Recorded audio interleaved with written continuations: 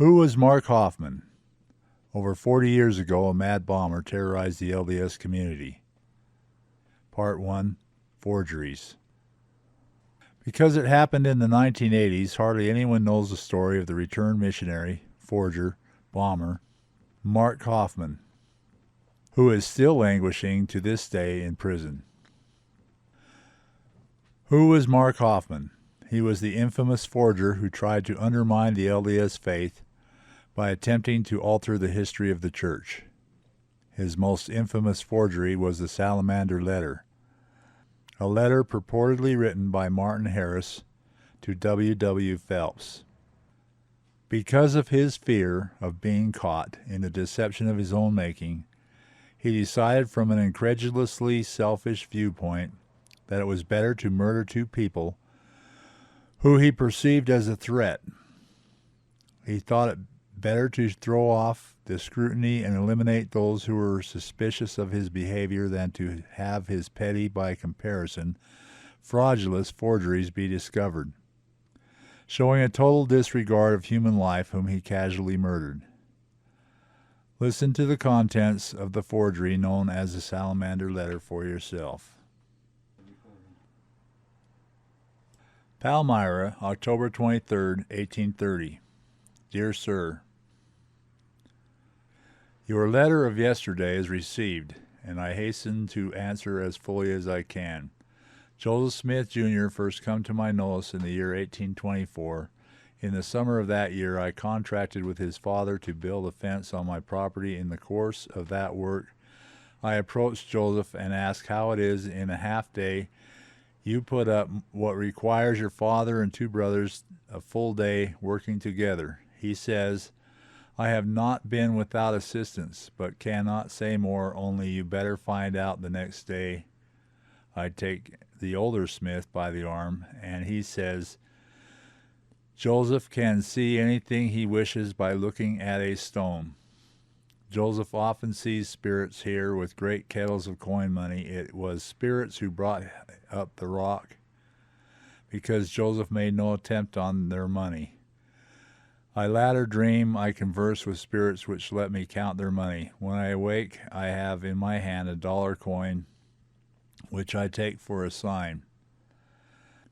Joseph describes what I seen in every particular. Says he, the spirits are grieved, so I threw back the dollar. In the fall of the year 1827, I hear Joseph found a gold Bible.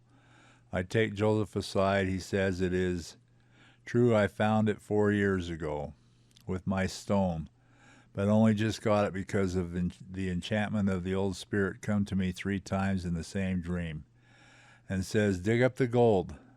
But when I take it up the next morning, the spirit transfigured himself from a white salamander in the bottom of the hole and struck me 3 times, held the treasure, and would not let me have it, because I lay it down to cover the hole.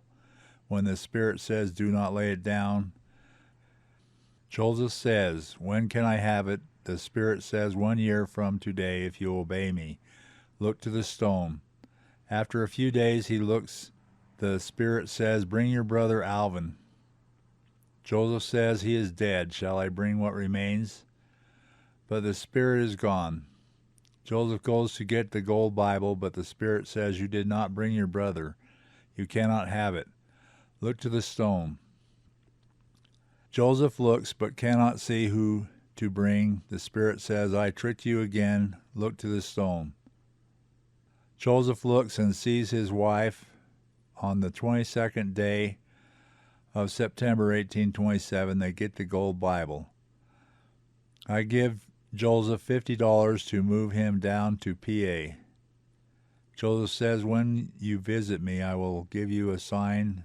He gives me some hieroglyphics. I take then to Utica, Albany, and New York. In the last place, Dr. Mitchell gives me an introduction to Professor Anton. Says he, they are shorthand Egyptian, the same what was used in ancient times. Bring me the old book, and I will translate. Says I, it is made of precious gold and is sealed from view. Says he, I cannot read a sealed book.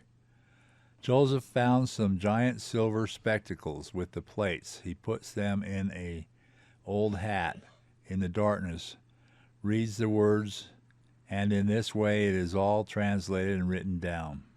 About the middle of June 1829, Joseph takes me together with Oliver Cowdery and David Whitmer to have a view of the plates. Our names are appended to the Book of Mormon, which I had printed with my own money. Space and time both prevent me from writing more at present. If there is anything you wish to inquire, I shall attend to it. Yours, respect, Martin Harris. When these forgeries first came to the attention of the public in April of 1985, they shocked a lot of people. How could these ridiculous letters be true? Upon reading them, they were so repugnant and elicited such a revolting feeling of utter contempt that those who believed in the traditional Mormon religion instantly knew that they were lies and that they were forgeries. St. John chapter 10, verse 4 and 5. And the sheep follow him, for they know his voice, and a stranger, forger, they will not follow, but will flee from him. For they know not the voice of strangers.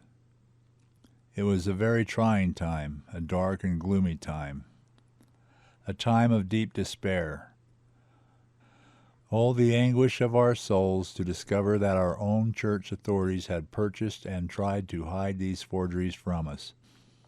And incredulously, they seemed to believe that the forgeries were authentic. Either Joseph Smith was a true prophet of God and the Mormon religion was true, or, if he was not, then the whole religion was false. But after thousands of accounts of healing the sick, prophetic warnings, witnessing angels, speaking in the native tongues of Native Americans and other peoples, and many other thousands of miracles, was all this for naught? It would be if these forgeries were true. Matthew chapter 6, verse 24.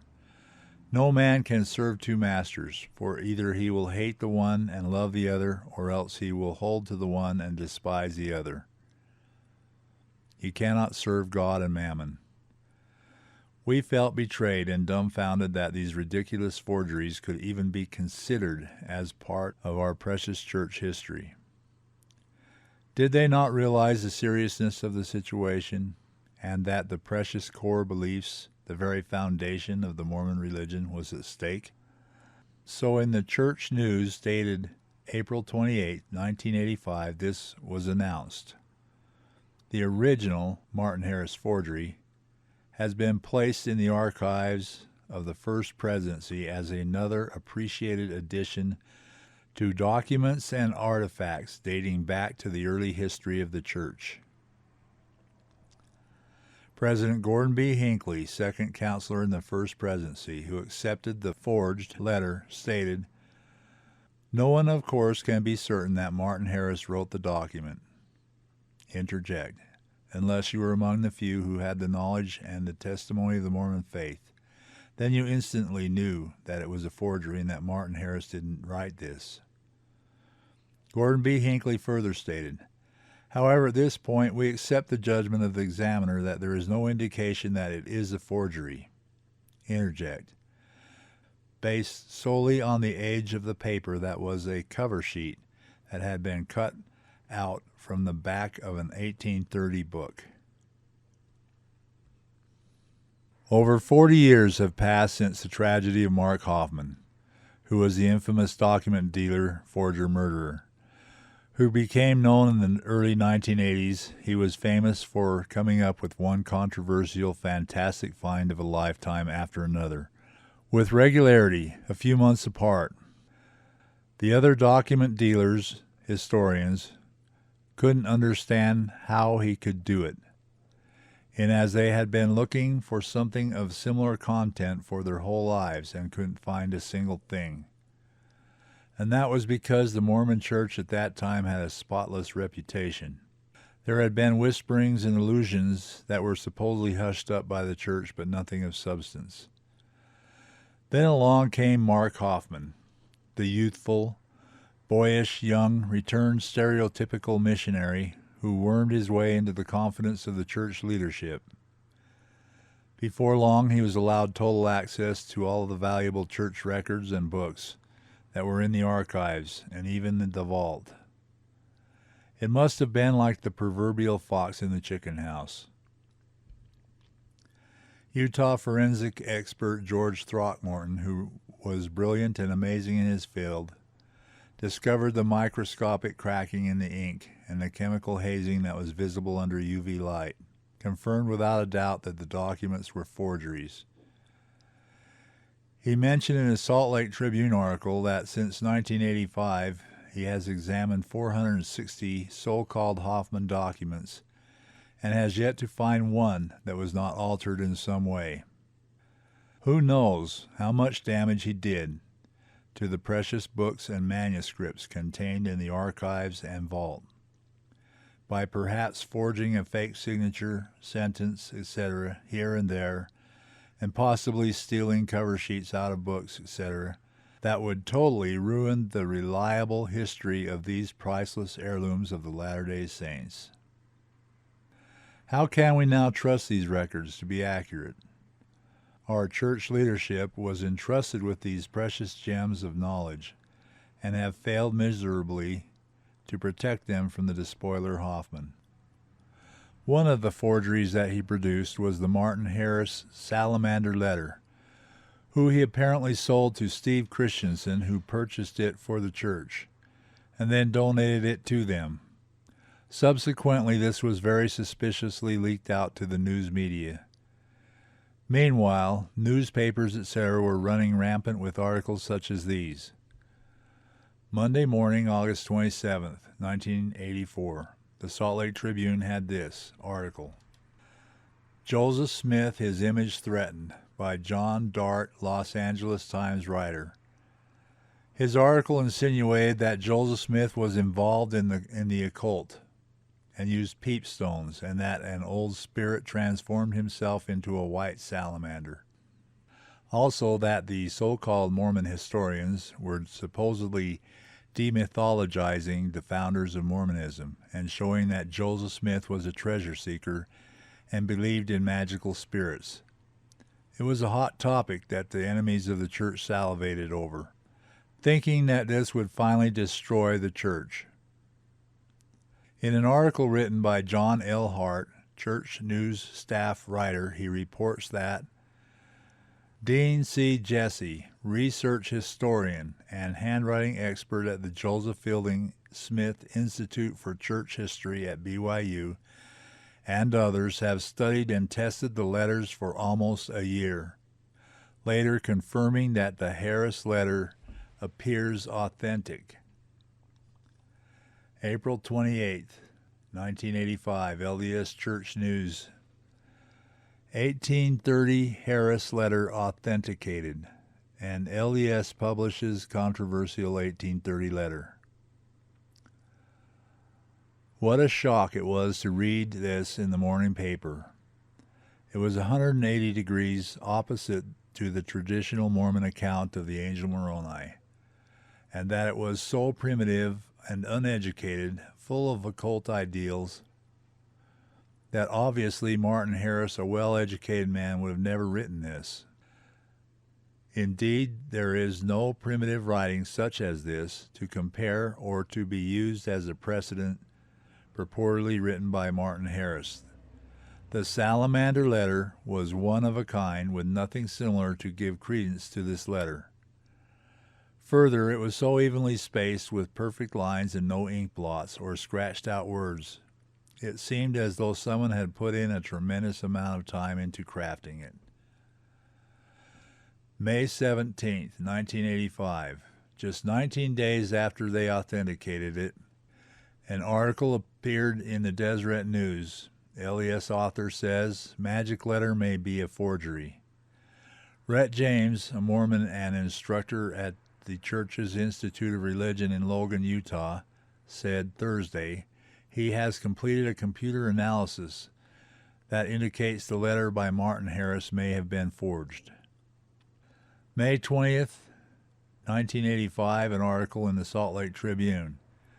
Cache Valley historian A.J. Simmons, in charge of special collections at the Utah State University Library, says he agrees with James' suspicions about the letter. Mark Hofmann kept coming up with one chance in a lifetime astonishing discovery after another. These amazing, controversial document finds happened like clockwork. Every few months, Hofmann would come up with another one. Historians who have hunted for these their whole lives and never found one were published at how he could find so many. The Salamander letter, the Joseph Smith letter, the Oath of a Freeman, the McClellan collections, the Anthon manuscript, the Joseph Smith blessing, the Lucy Mack Smith letter, and this is just some of the once-in-a-lifetime finds that Mark Hofmann was able to discover, or forge as the case may be. Hofmann was an instant success selling these forgeries for tens of thousands of dollars each. Selling his creations such as the Oath of a Freeman to the United States government and fooling the FBI labs who checked the age of the paper and called it authentic. The Gallatin ink was a formula that he obtained from a book, Great Forgers and Famous Fakes, a book by Charles Hamilton, a book found in Mark Hofmann's house after a search warrant. His chemical aging of the ink caused microscopic cracking, and under UV light a chemical haze was visible. Salt Lake Tribune, August 27, 1984. This article stated, "Caution about the letter's genuineness has been expressed by Gerald and Sandra Tanner, longtime critics of the Mormon Church. The Tanners wrote in their Messenger newsletter last March that the purported Harris letter contains too many similarities to statements published in a book by E.D. Howe. In the Howe book there were two accounts as to how Smith found the plates. One said he looked into a hole which contained the plates and saw a toad, which changed into a man. The other said the toad transformed into a spirit. Did Hofmann substitute a salamander into this anti-Mormon concocted story to come up with his version? Who knows how many documents he forged, and also how many did he mutilate and taint by forging signatures, etc., into old Bibles, books, and letters to make them more valuable, so that his ill-gotten gain could increase. Also, he had a free run of the church's archives for a number of years. How many of these precious documents did he spoil? How can these documents in the church's archives now be relied upon as accurate? Mark Hofmann apparently knew just what hot buttons to push in his forgeries to make them be more than controversial, for they were diametrically opposed to the core beliefs of Mormonism. He obviously had an agenda, and that was to destroy the Church of Jesus Christ of Latter-day Saints.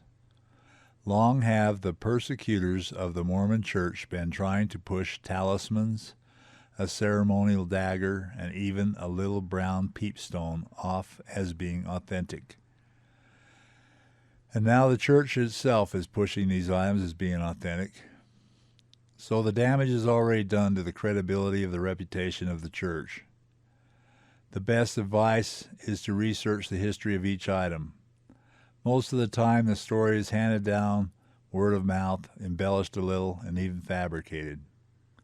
The Sunstone group often discussed such as these in their symposiums, etc. So Mark Hofmann was exposed to all sorts of this, and the so-called historians who were searching for years to tie Mormonism to witchcraft. The situation was made to order for his style of forgeries. How much damage did he do to the church's reputation, to their archives, and to their self-respect, that had taken many decades of being valiant to their religion to achieve, is still up for debate. In the Salt Lake Tribune, Wednesday, June 5, 1985, this letter appeared in the public forum. Steve praises the present leaders of the Church of Jesus Christ of Latter-day Saints for their courage in making public as authentic the letters defaming Joseph Smith and the origin of the Book of Mormon. In his letter entitled White Witch Theory, attacking Joseph Smith and his father as English cunning men or white witches, he praises present LDS church leaders for showing consideration for historians and all interested persons in the mystery. The LDS church leaders should give as much consideration to proving such letters forgeries as they have done to prove the letters authentic. Christ said, "My sheep know my voice, a stranger they will not follow." There can be no neutrality. True Mormons believe Joseph Smith was a prophet of God and is to be believed when he said such things about him were lies. There is a test predicted for the Mormons, and each has to know the truth for himself. Richard P. Kimball. In a subsequent letter to the editor, a very intelligent lady who inspires a deep, profound respect of those who read her letter wrote, "As a fourth-generation descendant of Mormon pioneers, I am appalled at the constant barrage of defamatory articles and letters in the Tribune against our prophet Joseph Smith, and against historical and traditional Mormonism. Isn't it interesting there are so many taboos in today's world, such as racism, anti-Semitism, etc. But when it comes to anti-Mormonism, there are no taboos. Everyone is an expert. As a Mormon traditionalist, I can suffer your slings and arrows. However, if the leaders of my church are too preoccupied in the pursuit of acceptance and love from an increasingly hostile anti-Mormon society to defend the name of Joseph Smith, then it must be left to persons such as Richard P. Kimball, myself, and other Mormons who wish to stand up and be counted and proclaim our total and unswerving belief in Joseph Smith as a prophet of God. If we as Mormons do not sustain Joseph Smith, we have no religion." Public Forum, June 27, 1985. So what would have happened if the church had spent the same amount of money and energy to prove the Salamander letter false that they spent to authenticate it? Why didn't they notice that all the Mark Hofmann's discoveries had the same theme? To attack, discredit, and defame and rewrite the history of the founders of our church. What if they had paid attention to the fact that the letter was written only on the back of the address sheet, which was not usually done? Probably because of the scarcity of 150-year-old paper from the back of old books to obtain a second matching sheet for Hofmann to write his forgery on. Perhaps they would have noticed that the seal was in the wrong place, and that the document couldn't have been sent through the mail because of the way in which it had been folded.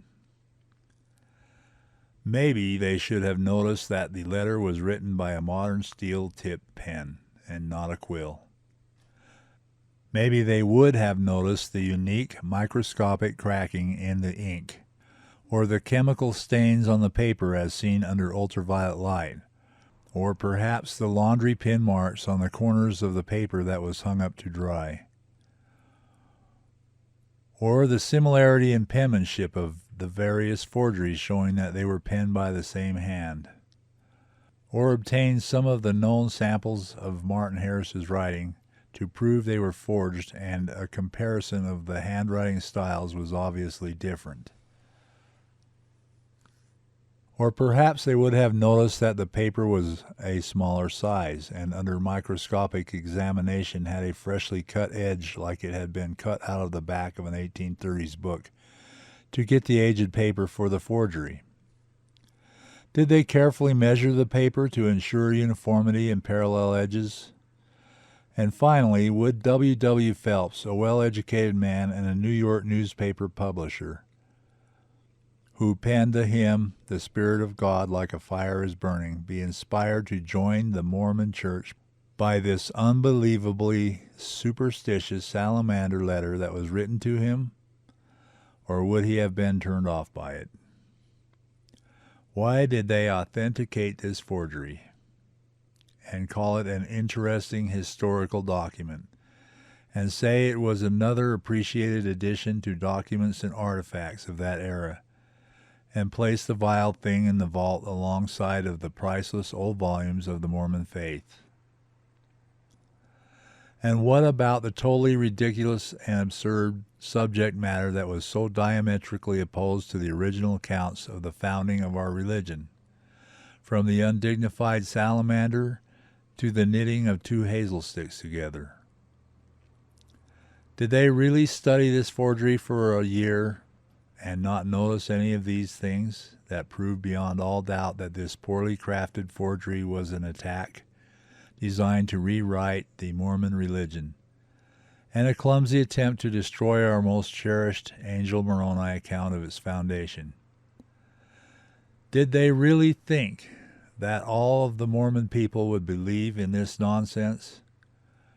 These forgeries were actually protected and defended by the apostles and leaders of our own church, and because of the criticism and pushback against the forgeries, brought out the most amazing and arrogant responses imaginable.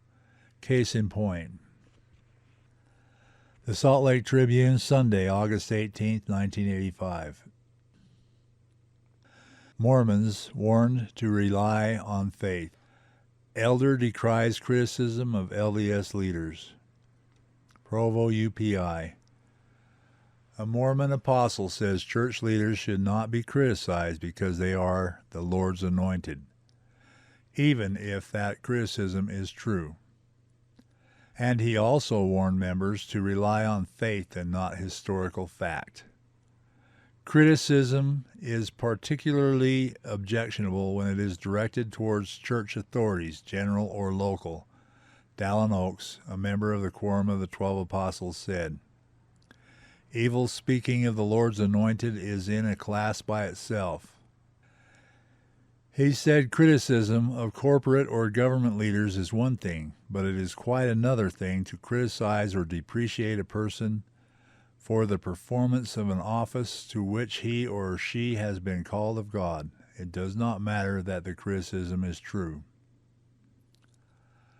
Oakes spoke Friday to a symposium on the Mormon doctrine and covenants. He also cautioned Mormons to rely not on historical facts, but on faith in their beliefs in the authenticity of the church. Correction. We should rely on historical facts and faith together to confirm the authenticity of the Mormon religion. Our individual personal testimonies are based on the witness of the Spirit and not on any combination or accumulation of historical facts, Oakes told the Brigham Young University audience. If we are so grounded, no alteration of historical facts can shake our testimonies. Correction. How can you alter historical facts? Oakes called his faith the only true church of believers who persistently disdain the comfortable fraternity of ecumenical Christianity. He cautioned members of the Church of Jesus Christ of Latter-day Saints, to be wary of news media accounts of historical documents recently made public that give different accounts of critical parts of church history. Oakes referred to a letter recently released by the church, written by early member Martin Harris. In the 1830 document, Harris says church founder Joseph Smith Sr. was at first prevented from obtaining gold plates, and that the church says were the basis for the religion by an old spirit that had transfigured itself into a white salamander. The official church version says an angel called Moroni and not a salamander appeared. Oakes accused the news media of ignoring the context of the times in which the letter was written, and other possible meanings of the word salamander. He referred to one dictionary meaning of salamander as a mythical being thought to be able to live in fire. Interject.